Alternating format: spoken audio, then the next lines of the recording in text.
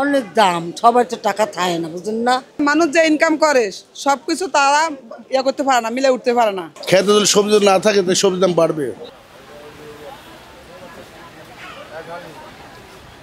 আবারও অস্থিরতা সবজির বাজারে। সরবরাহ ভালো থাকা সত্ত্বেও নানা অজুহাতে রাজধানীসহ দেশের বাজারগুলোতে বেড়েই চলেছে সবজির দাম। হুটহাট বৃষ্টি হলেও সবজির দামের আগুন নিভছে না তাতে। নিম্ন আয়ের মানুষ হিমশিম খাচ্ছে তাদের নিত্যপণ্যের চাহিদা মেটাতে। অনেক দাম, সবার তো টাকা থাকে না, বুঝলেন না? কষ্ট দিয়ে তো চলি। এই ফার্মকে যাইতেই রিস্কে পারার ফিরলে। নানা অজুহাতে আবার সক্রিয় হয়েছে সিন্ডিকেট।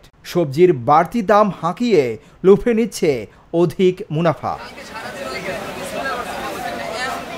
ঢাকার সবচেয়ে বড় ও ব্যস্ততম বাজারের নাম কারওয়ান বাজার। দেশের বিভিন্ন প্রান্ত থেকে সবচেয়ে বেশি সবজি সাধারণত এখানেই আসে। এখান থেকে পাইকারি দরে কিনে ঢাকার অন্যান্য বাজারে নিয়ে যান বিক্রেতারা। তাহলে দাম বেশি কেন? নিরুপায় ভুক্তভোগীরা। আমরা তো আরো বেশি খাচ্ছি ভাই, আমরা তো গরিব মানুষ। মাল কম, দাম বেশি, 1 নম্বর কথা। 2 নম্বর হচ্ছে মানুষ যে ইনকাম করে সবকিছু তারা ইয়ে করতে পারে না, মিলে উঠতে পারে না।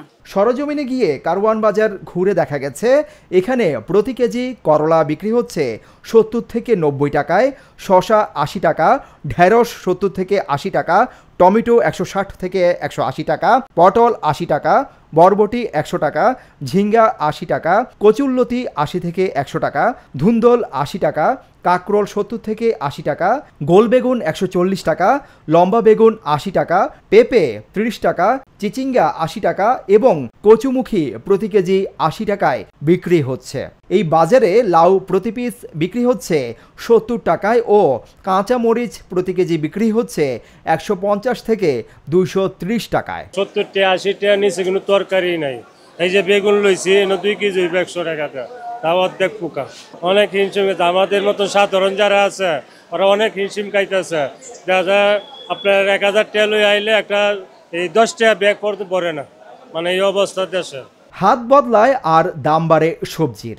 এছাড়া এই সময় আবহাওয়ার কারণে জমিতে সবজি চাষ কম হয়, ফলে সরবরাহ কমে যায়। এ কারণে বর্তমানে বাজারে সবজির দাম বেশি বলে জানায় বিক্রেতারা। বাজারে কোনো মালের দাম স্থির নাই। খেতে যদি সবজি না থাকে তো সবজির দাম বাড়বে। কাস্টমার একটু বৃষ্টির জন্য কম, এরপরে তোর সবজির দাম একটু বেশি।